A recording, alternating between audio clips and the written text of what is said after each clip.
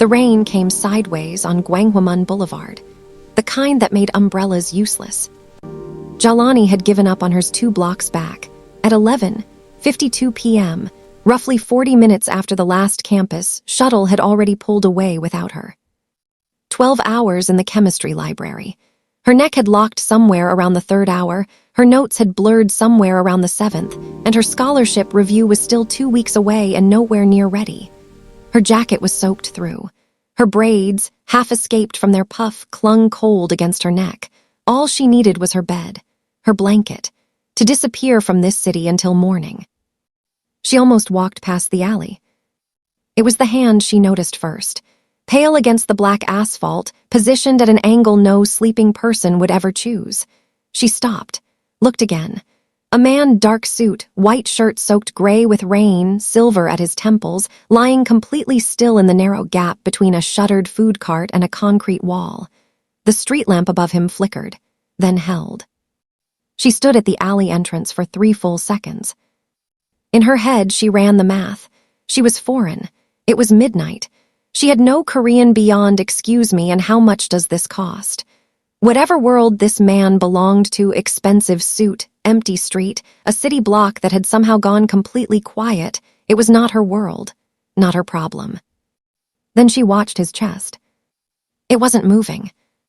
She went in. She knelt on the wet asphalt beside him, pressed 2 fingers beneath his jaw. A pulse, faint, but there.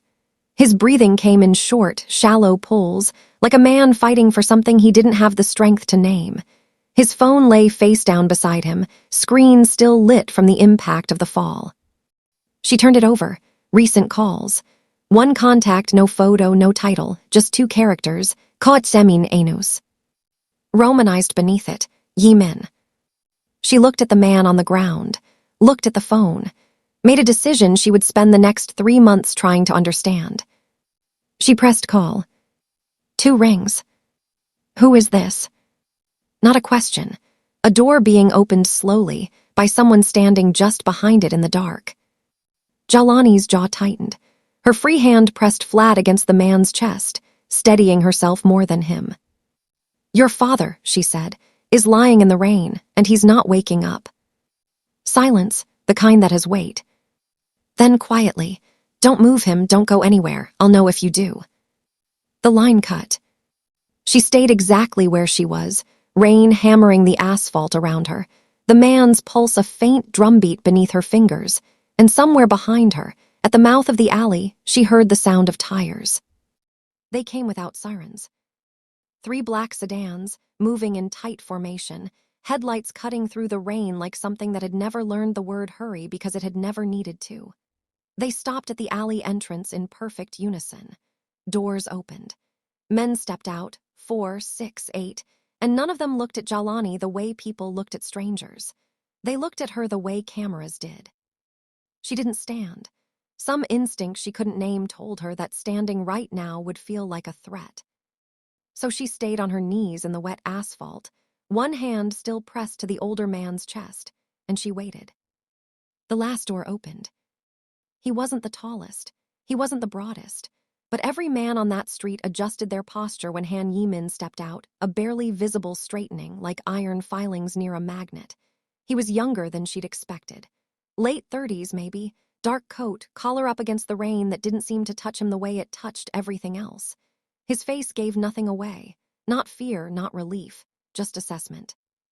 He crossed the distance between them slowly, stopped 2 feet away, and looked down at his father. Something moved through his jaw, 1 muscle, gone in under a second.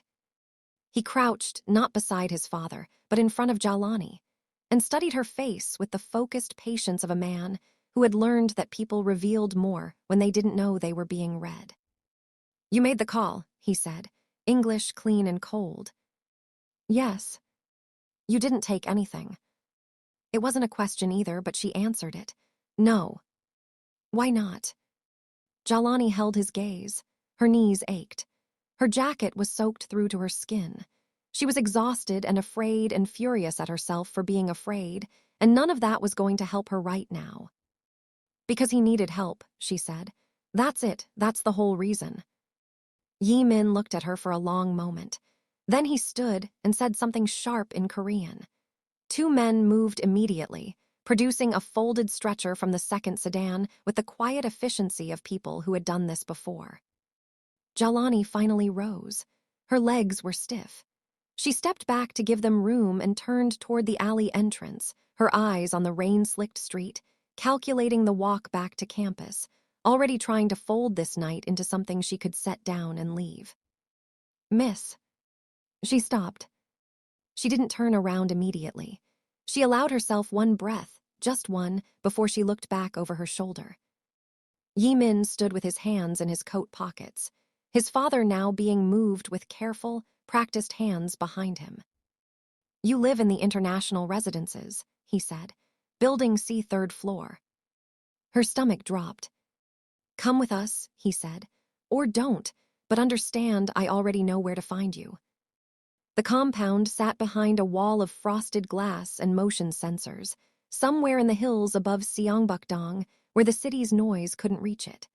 Jahlani counted 4 security checkpoints between the gate and the front entrance. She stopped counting after that. Inside was worse. Not because it was cold or cruel. It wasn't. The floors were pale stone, the ceilings high, the lighting the kind that cost money to look effortless. There were flowers on the console table in the entrance hall, fresh ones. But the beauty of it had the same quality as Jae-min's face in the alley, composed, deliberate, and entirely impossible to read beneath. A woman named Sua showed her to a room on the second floor. Private bathroom. A window that overlooked a garden. Folded towels on the bed, a change of clothes in her approximate size set on the chair.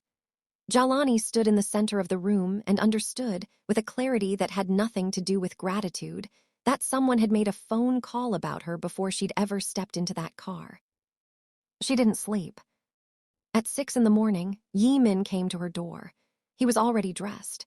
She was sitting on the edge of the bed, still in yesterday's clothes, her damp jacket spread across the chair beside the unworn ones. He didn't apologize for the hour. "My father has a private physician," he said, standing in the doorway. "But the physician has a family, a home address, a daughter in secondary school." He let that sit for exactly 1 second. "You have a chemistry background, pre-medicine, Dean's List, 3 consecutive semesters." Jahlani said nothing. "You'll monitor his condition. Vitals, medication schedule, anything the physician requires a second set of eyes on. You'll have access to everything you need." He paused. "You'll stay until he's stable." "And if I say no?" The question came out steadier than she felt. Jae-min tilted his head slightly, the way a person did when they were considering how honest to be. "You found my father unconscious in an alley at midnight," he said.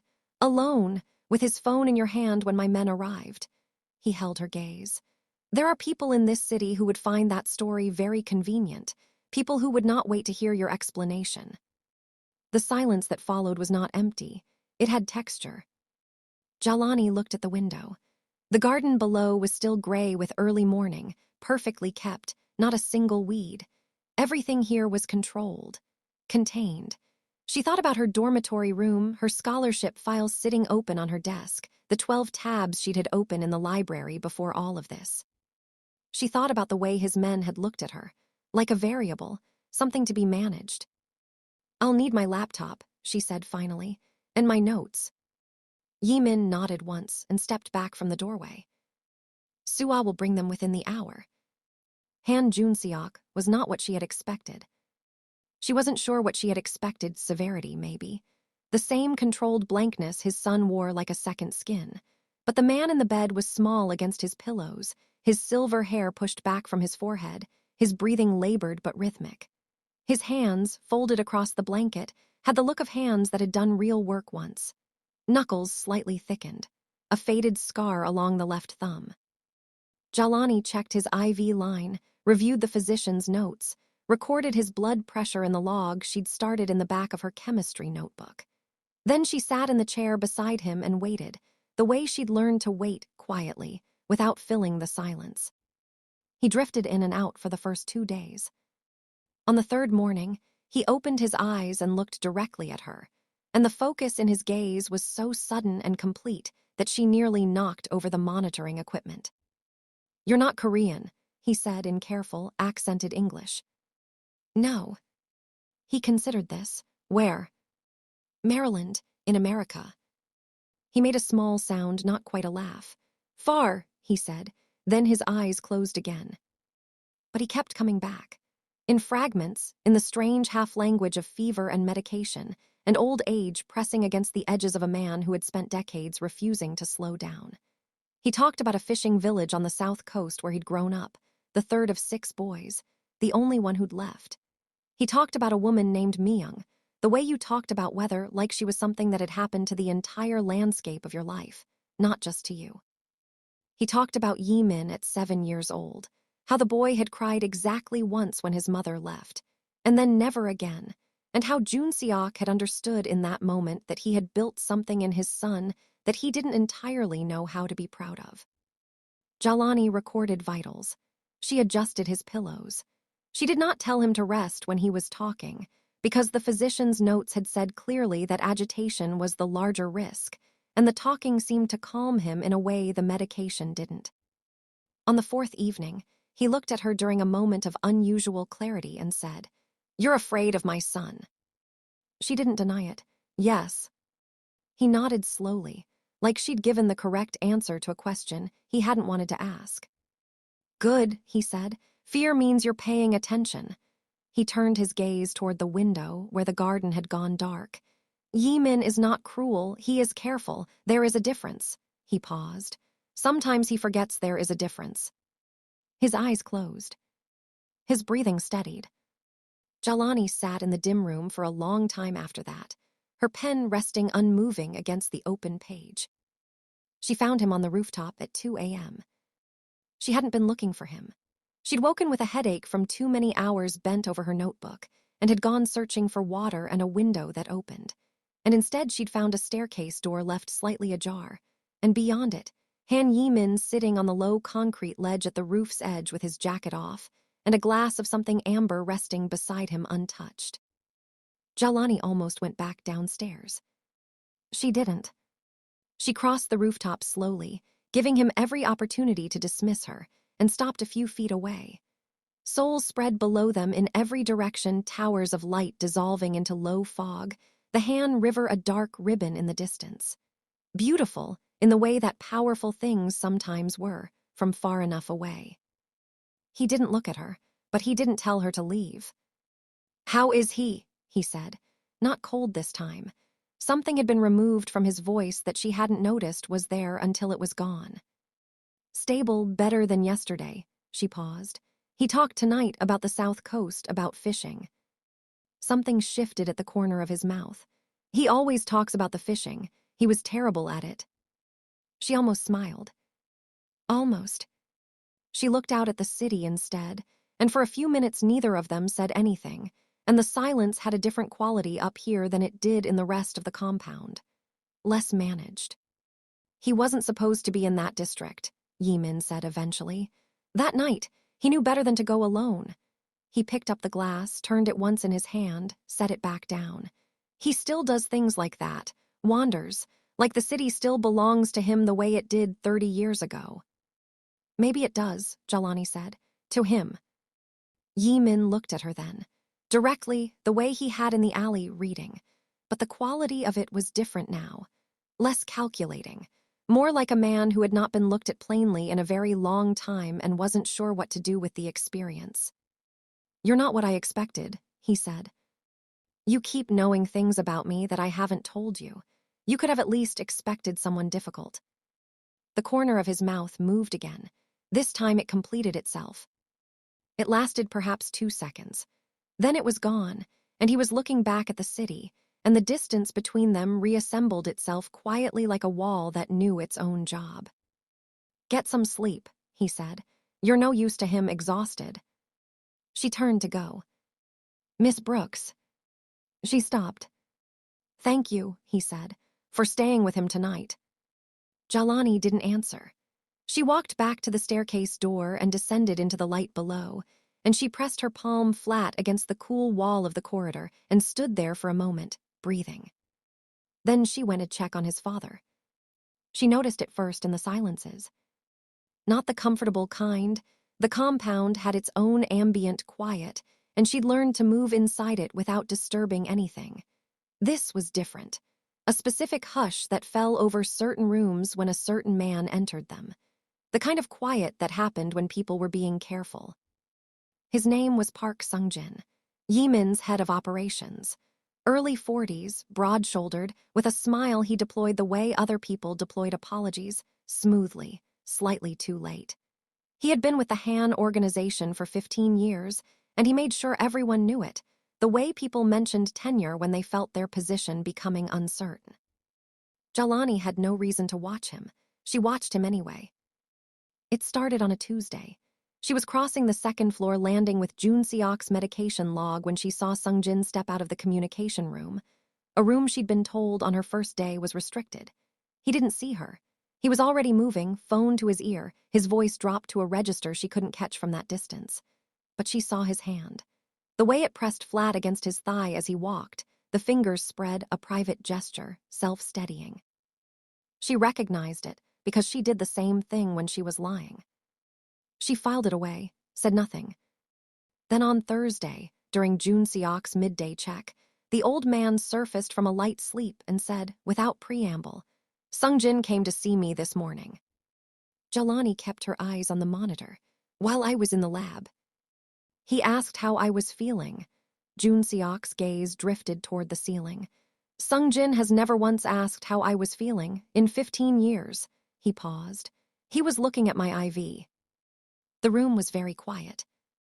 "He was probably just concerned," Jahlani said carefully.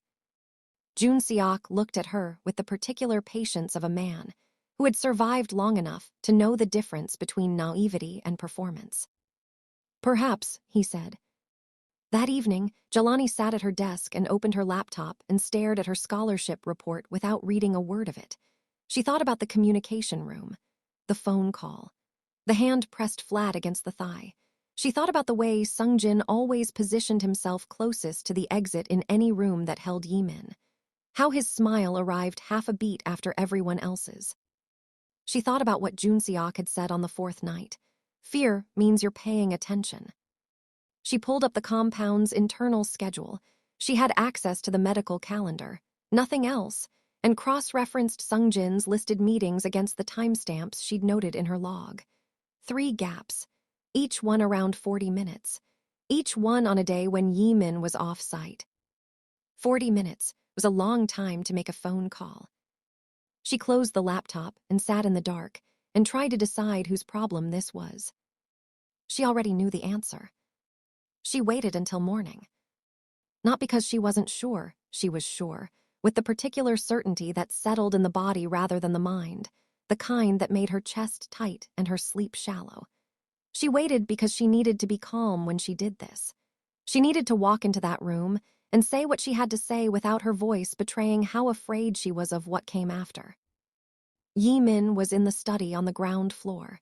She knocked. He looked up from the papers on his desk and read her face in the span of a second. "Close the door," he said. She did. She sat in the chair across from him without being invited and placed her notebook on the desk, open to the page where she'd logged the timestamps. She walked him through it without editorializing, the communication room, the phone call, the gaps in the schedule, what Jun Seok had said about the IV. She spoke the way she organized data, precisely, without performance. When she finished, the room was very still. Jae-min looked at the notebook for a long moment.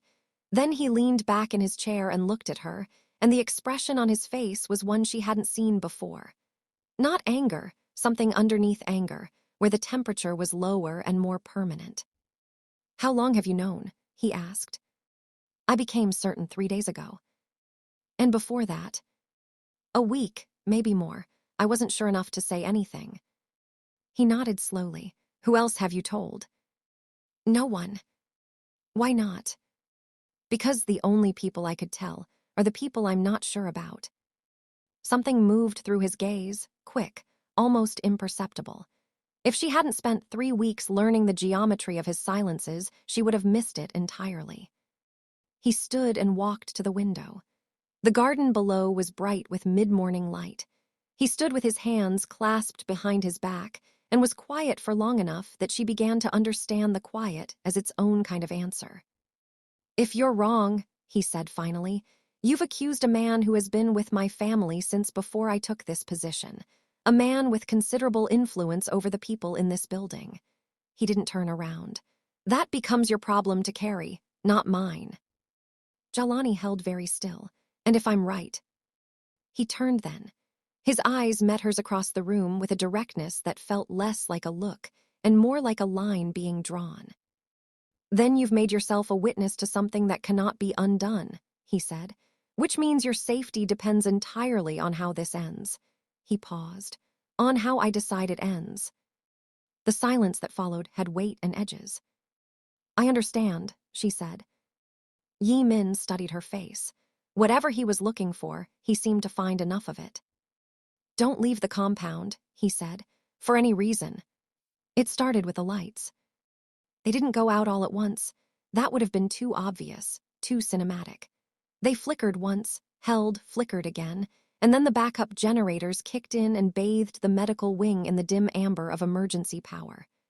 Jahlani looked up from Joon-seok's chart and felt the specific quality of the silence that followed, and understood immediately that this was not a power failure. She locked the medical wing door. Deadbolt first, then the secondary latch she'd identified on her second day purely out of habit, the way she catalogued everything. Exits, angles, the contents of every cabinet in every room she spent more than an hour in. Joon-seok was awake. He'd felt it too. "Stay in the bed," she said quietly. "Don't sit up." She moved to the supply cabinet. She was not a fighter. She had no weapon, no radio, no way to reach Jae-min, whose phone had gone to silence the moment the generators switched. What she had was a medical wing stocked for a man with a cardiac condition, an adjacent preparation room with a locked chemical store she had full access to, and 4 years of university chemistry that her scholarship committee had funded without knowing it would one day be used for this. She thought of her professor's voice. The most dangerous reactions are the ones that look harmless until they aren't. She worked fast. Ammonia from the cleaning supplies beneath the sink, the isopropyl alcohol from the sterilization shelf. She didn't mix them. She wasn't trying to poison anyone. She wasn't capable of that. She wasn't going to let herself be capable of that. But ammonia vapor in a concentrated space was enough to clear a room in seconds, and a rag soaked in alcohol was enough to spread it, and a person blinded and choking in a corridor could not aim accurately. She heard them at the door 4 minutes later, not knocking. 2 of them, based on the sound, working on the latch with something mechanical and efficient. She positioned herself behind the door, back against the wall, the soaked rag wrapped around her forearm, the ammonia bottle open and angled low in her other hand. She looked across the room at Joon-seok. He was watching her from the bed with the steady, particular calm of a man who had seen a great many things and had decided, somewhere in the long course of his life, not to be undone by them. He gave her a small nod. The latch broke. The door swung inward. She moved in the same instant, low, fast, the ammonia released in a sharp, directed wave directly into the entry space. The first man recoiled immediately, hands going to his face. The second stumbled into him. She was already past them, pulling the door back hard against the second man's shoulder, throwing the bolt on the exterior lock. Then she stood in the corridor, breathing. Behind her, through the sealed door, she could hear Joon-seok's voice, calm, carrying, already calling out to whoever else was in the building. Good, she thought, he's breathing fine. She checked her hands, steady. She went to find Jae-min. She found him in the east corridor. Not the way she'd imagined finding him, composed, delivering information cleanly the way she'd delivered the timestamps in the study. She rounded the corner and nearly walked into him, and they both stopped, and she saw immediately that whatever had happened on his end of the compound had not been clean or quiet. His collar was torn. There was blood on his left hand. Not his own, she assessed automatically. The wound pattern was wrong for self-injury. And his eyes, when they found her face, moved through something fast and unguarded before the familiar control reassembled itself. He looked at her for a long moment. "My father," he said. Locked in the medical wing. He's stable. 2 of them got to the door but didn't get through. She paused. They're contained. Something passed through Jae-min's jaw. That single muscle she'd learned to read. This time it didn't disappear quickly, it held, and she understood that what she was seeing was not coldness. It was a man pressing very hard against the underside of relief. You lock them in, he said. I locked myself out in them in. There's a difference. He looked at her for another moment. Then he moved past her toward the medical wing, and she followed. Junseok was sitting up when they entered, fully upright, which he absolutely should not have been. His physician would have consequences to discuss. And when Jae-min crossed the room and crouched beside the bed and took his father's face briefly in both hands, Jahlani turned to the window and looked at the garden and gave them that. It took perhaps 30 seconds. Then Jae-min stood, and the man she'd watched on the rooftop, unguarded, tired, almost human, was folded back beneath the surface, and what remained was the version of him that ran things. He dealt with Sungjin in the courtyard. Jahlani didn't watch. She stayed with Junseok, recording vitals that had remained, against all reasonable expectation, remarkably steady. She heard voices outside, Jae-min's, then Sungjin's rising sharply, then others. She heard the specific silence that followed and did not try to interpret it. When Jae-min returned, he stood in the doorway with the courtyard dark behind him and looked at her across the room. It's done, he said. She nodded. She didn't ask what done meant. Some information was not hers to carry. Junseok spoke from his pillows, his voice dry but precise. She used the chemistry cabinet. Jae-min looked at her. The ammonia. It was available. You could have hidden. Your father was in the room. He was quiet for a moment. Then, quietly, the same register he'd used on the rooftop, the one with everything removed from it. You could have run, after the corridor. The east exit was 30 meters away. Jahlani met his gaze steadily. I know, she said. 3 weeks after the night in the courtyard, Jahlani walked back to the university alone. Not because she had to.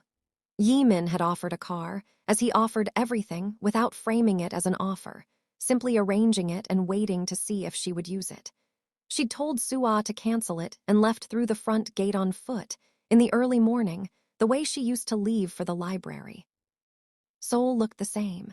The boulevard noise, the smell of street food and rain-damp concrete, the particular quality of light at 7 in the morning when the city was still deciding what kind of day to be. She had walked these streets for 2 years, making herself small in them, looking at her shoes on the subway, apologizing for her Korean in shops where her Korean was perfectly functional. Moving through the city like a visitor who understood, on some cellular level, that she was not supposed to take up too much space. She walked differently now. She wasn't entirely sure when it had happened. She submitted her scholarship review that afternoon. It was good, her best, actually, the kind of work that came from a person who had stopped apologizing for how their mind operated. Her professor read the first page while she stood there and looked up with an expression she hadn't seen directed at her before, not here, and said something in Korean she understood perfectly. Where did this come from? She thought about a rooftop, about a man in a hospital bed who talked about fishing, about ammonia and corridor light and the specific weight of choosing to stay. I've been here, she thought. I was just waiting to arrive. She went back to the compound that evening. She hadn't moved out. That had not been discussed directly, which meant Jae-min had decided it without requiring her agreement, which normally would have produced a very particular response from her. Somehow it hadn't. She was still examining why. He was in the study when she arrived. He looked up when she entered and waited. My review is submitted, she said. I know. She stopped. How do you know? Your professor mentioned it. You know my professor. I know everyone in this city who matters to someone I'm responsible for. He said it plainly, without apology, and held her gaze. You are currently someone I'm responsible for. Jahlani stood in the doorway of the study and looked at Han Jae-min, at the precise, careful, impossible man who had threatened her in an alleyway, and thanked her on a rooftop and crouched beside his father's bed with both hands shaking. And she thought about the word responsible and all the shapes it could take. "That's not what I am," she said. He looked at her steadily. "No," he agreed, "it isn't." The silence that followed was not empty or weighted or edged. It was, for the first time, simply shared. She crossed the room and sat down across from him, and outside the window the city spread in every direction, bright and indifferent and entirely hers. Your difference is not the thing standing between you and the life you want. In the right moment, applied with courage, it is the very thing that gets you there.